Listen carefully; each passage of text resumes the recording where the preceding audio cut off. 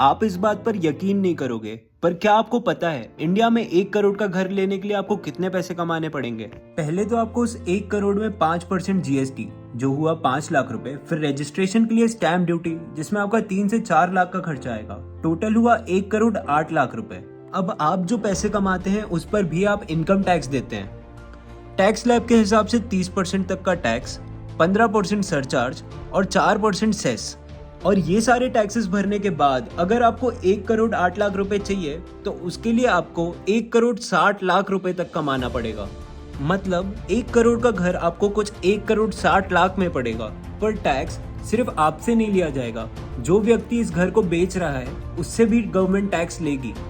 तो ये देखते हैं कि जिसने 1 करोड़ का घर बेचा उसे कितने रुपए मिलेंगे। मान लीजिए ये घर 2001 में 10 लाख रुपए का खरीदा गया था, जो आज 2024 में 1 करोड़ का बेचा गया है। तो गवर्नमेंट के हिसाब से आपका 90 लाख रुपए का प्रॉफिट हुआ है और इस पर आपको 12.5% का टैक्स देना पड़ेगा, जो हुआ 11,25,000 रुपए। मतलब 1 करोड़ का घर खरीदने वाले को 1 करोड़ 60 लाख रुपए कमाने पड़ेंगे और बेचने वाले को मिलेंगे सिर्फ 88,75,000 रुपीज और गवर्नमेंट को बिना कुछ करे 74,25,000 रुपीज। और अब ये घर जैसे जैसे आगे बिकता जाएगा, गवर्नमेंट को हर एक बार खरीदने वाले और बेचने वाले दोनों से टैक्सेस मिलेंगे। और इस साल जो बजट आया है उसके कारण हमें और भी टैक्स देना पड़ेगा। घर बेचने पर हमें लगता है long term capital gain tax, जो 20% से 12.5% कर दिया है।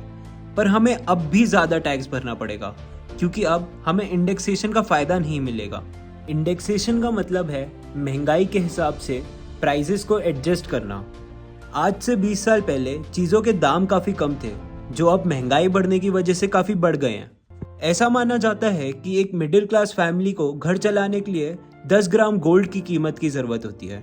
आज अगस्त 2024 में 10 ग्राम गोल्ड की कीमत है 70,000 रुपये। मतलब एक आम आदमी को 70,000 रुपये लगेंगे अपना घर चलाने के लिए। और वहीं 2001 में 10 ग्राम गोल्ड की कीमत थी 4,300 रुपये। मतलब एक आम आदमी अपना घर 4,300 रुपये में चला सकता था। तो अब आप सोचो, जो घर 2001 में 20 लाख में खरीदा गया था और आज 2024 में 1 करोड़ का बेचा गया है, क्या उसमें सही में 80 लाख का प्रॉफिट हुआ है? 2001 के 20 लाख रुपए की वैल्यू आज के हिसाब से निकालने के लिए हमें इंडेक्सेशन के फॉर्मूले की मदद लेनी पड़ेगी। फॉर्मूला लगाने के बाद हमें पता चलता है कि 2001 के 20 लाख की वैल्यू आज के 72,60,000 रुपीज़ के बराबर है।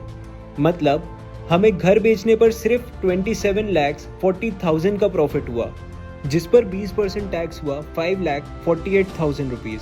पर इस साल से गवर्नमेंट ने इंडेक्सेशन हटा दिया है, तो मतलब हमारा प्रॉफिट 80 लाख मान के उस पर 12.5% टैक्स लिया जाएगा, जो हुआ कुछ 10 लाख रुपए।